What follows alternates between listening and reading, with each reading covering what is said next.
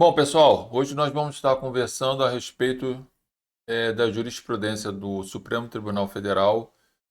Ele teve dois julgados aí extremamente importantes que já estava sendo aguardado já há um bom tempo aí por todos da comunidade jurídica, principalmente da área criminal e do Tribunal do Júri.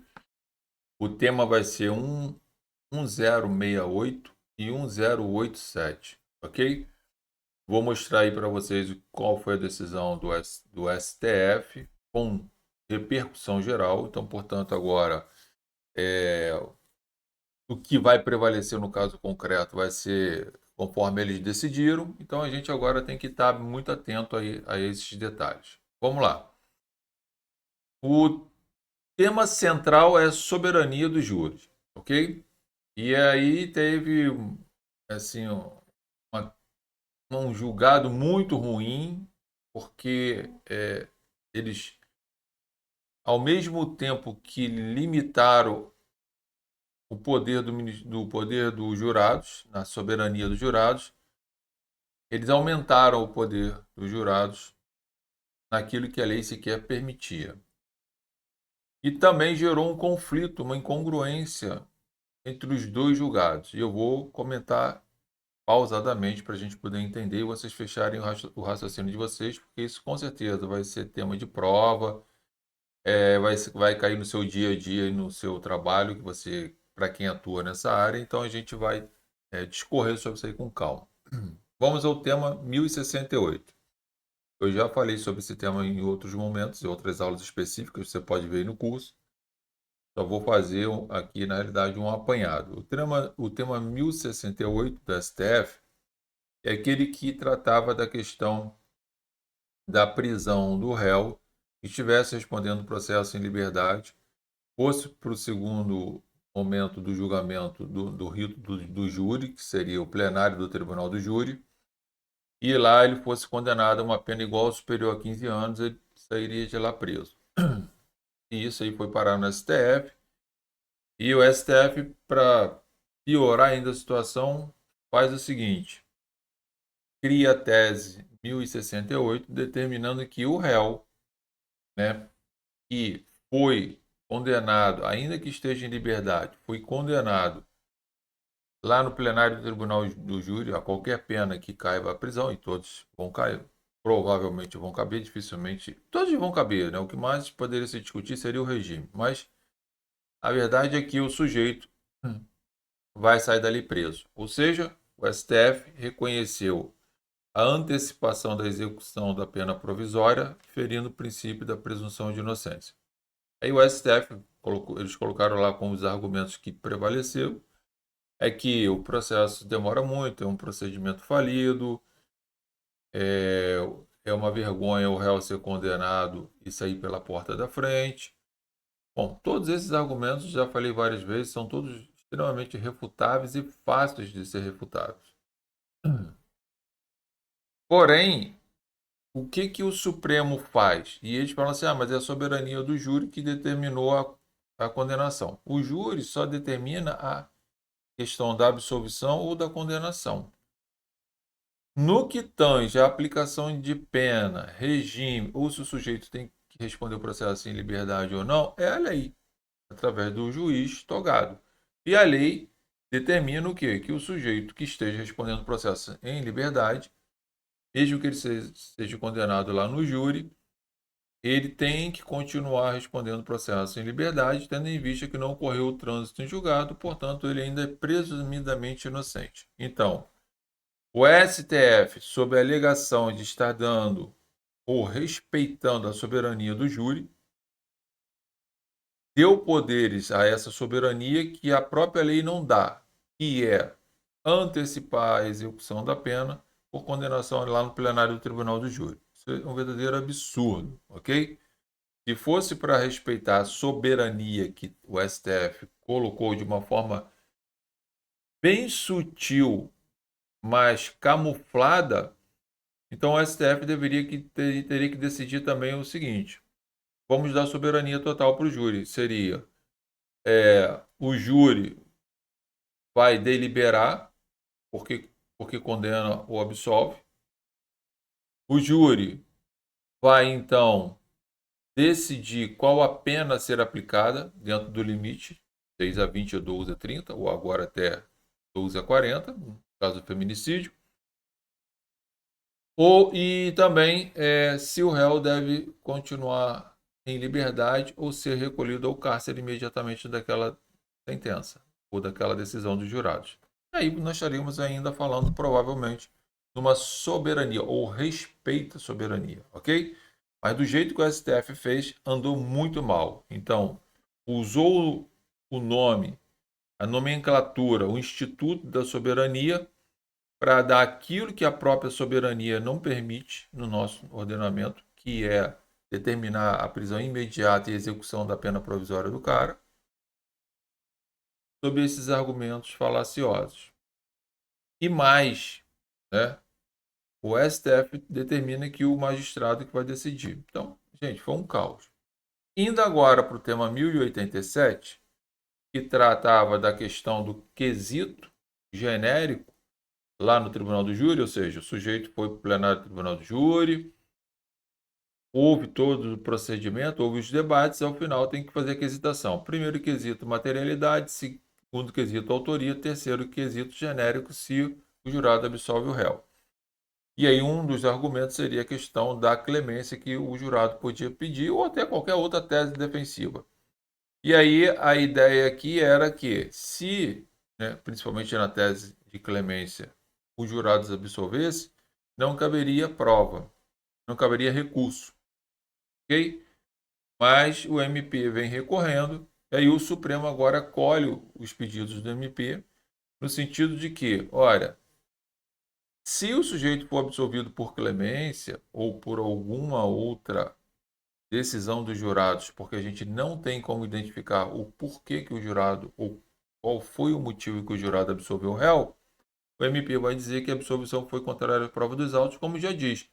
Só que agora vai encontrar um respaldo muito maior, que é do STF, com esse tema 1087. Então, o que o STF fez aqui? Retirou o poder de soberania, o que antes ele antes deu mais, lá ele reconheceu e dando mais poderes, e aí prejudicaria o réu, e aqui que ele deveria respeitar, ele retira o poder da soberania do júri e vai prejudicar o réu, porque o réu provavelmente vai ser levado ao novo júri, porque, em regra, mais de 80% a 90% dos casos o Ministério Público recorre. Então, nos casos de absolvição do quesito genérico, vai ficar a cargo do MP em recorrer dizendo que aquela absolvição foi contrária à prova dos autos, conforme o tema 1087 da STF, tem repercussão geral, vai bater no Tribunal de Justiça do seu estado, por exemplo, aqui do Rio de Janeiro. O Tribunal de Justiça vai o quê? Vai mandar o réu a júri novamente. Isso fere a soberania. Então, aqui nesse julgado, ele mitigou a soberania do júri, tirou a vontade expressa do povo quando ele decide, por exemplo, absolver o sujeito por clemência, faz com que o povo se sinta um verdadeiro idiota, porque vai lá, entende, julga da forma como ele quer julgar, e o tribunal vem e anula esse julgamento para mandar o réu de novo. Quebra o sistema da democracia, retira o poder, né, de decisão do júri, aumenta o controle fiscal de forma ilegal no sentido da essência da soberania, tá? E aí o réu fica a ver navios. Qual vai ser o problema disso tudo? O réu pode ser absolvido no primeiro júri, o MP recorre ele ser condenado no segundo júri. O que vai acontecer? Vai ficar condenado. Então você, quando atender o seu cliente, agora você vai ter que explicar essa situação para ele, que ele vai enfrentar um júri, que se você absolver ele nesse júri, muito provavelmente ele vai sentar de novo no banco dos réus e, se for condenado, vai ficar condenado. O que é um absurdo. Além do que, vai gerar mais custos para o réu, porque ele vai pagar o advogado pelo primeiro júri. Se tiver um segundo júri, o advogado tem que receber pelo segundo júri. Então aumenta mais ainda as despesas do réu. Em resumo dessa ópera doida que o STF fez, ele simplesmente acabou de estragar tudo que já não estava bom, ele conseguiu piorar o que já estava ruim.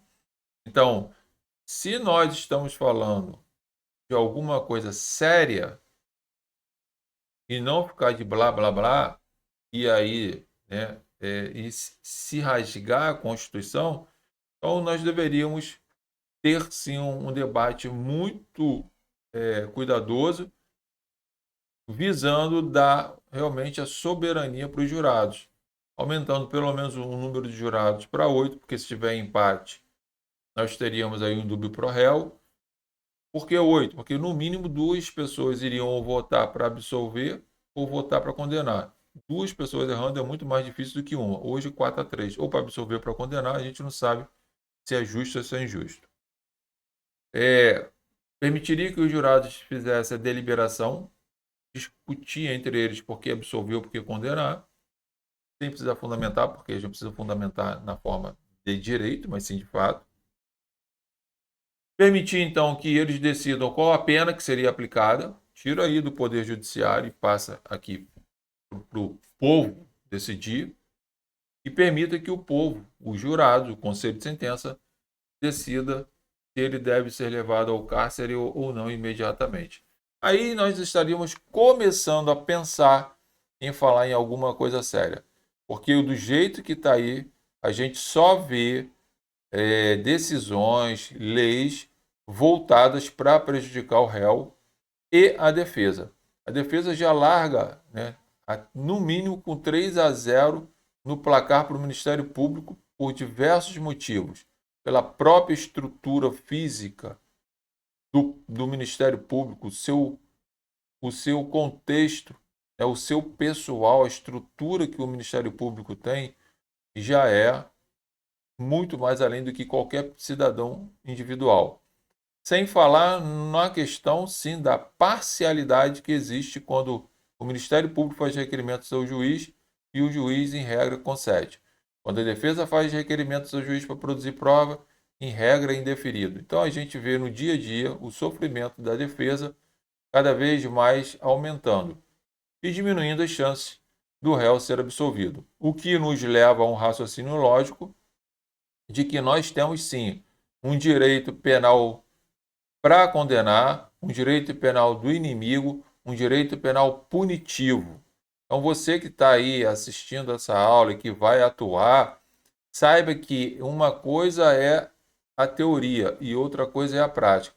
E o que se vê é um ataque muito forte aos direitos e garantias individual de qualquer cidadão, principalmente daquele que está sentado lá no banco dos réus, desequilibrando totalmente, ou mais ainda o que já está desequilibrado, porque o princípio da paridade das armas no direito processual penal lá no júri, muitos juízes ficam desrespeitando, o próprio sistema já desrespeita diante, né? E temos o princípio da plenitude da defesa, mas quando a gente quer aplicar lá, a gente encontra uma série de dificuldades. Por exemplo, quero que o meu cliente participe do julgamento sem estar com uma roupa de presidiário e eles é um sacrifício. Tem vários julgamentos anulados que o juiz do Tribunal do Júri não permite, porque provavelmente aquela roupa vai ser perigosa para as pessoas ali. É perigoso para os jurados serem sugestionados e condenarem o réu, mas vai se passando. Então, o que a gente percebe? A luta é grande, muito grande, mas não vamos desistir. Mas você precisa estar atualizado com tudo isso que está acontecendo, porque essas questões provavelmente vai cair nas provas de vocês aí, ou da ordem, seu concurso público, ou na sua faculdade. Preciso estudar e estar atualizado, e também, no seu caso prático, estar atento a esses detalhes aí que vai acontecer. Converse sempre com o seu cliente sobre as possibilidades. E muita coisa que vai acontecer agora é que nós vamos ter vários julgados ou julgamentos lá no plenário do Tribunal do Júri sem a presença do réu. Porque se o réu está em liberdade e aí ele for para o júri, o que vai acontecer? Se ele for condenado ali, ele sai de lá preso. Então, provavelmente, o réu vai optar por não ir na audiência. E você vai ver vários julgamentos sem a figura do réu. E aí a gente vai ter que explicar para os jurados por que o réu não está presente. Enfim, foi muito mal essa decisão, essas duas decisões, mas é o que tem e é o que a gente vai tentar conviver com um bom tempo aí, porque até ter uma renovação no STF vai demorar muito. Sucesso aí para vocês e bons estudos.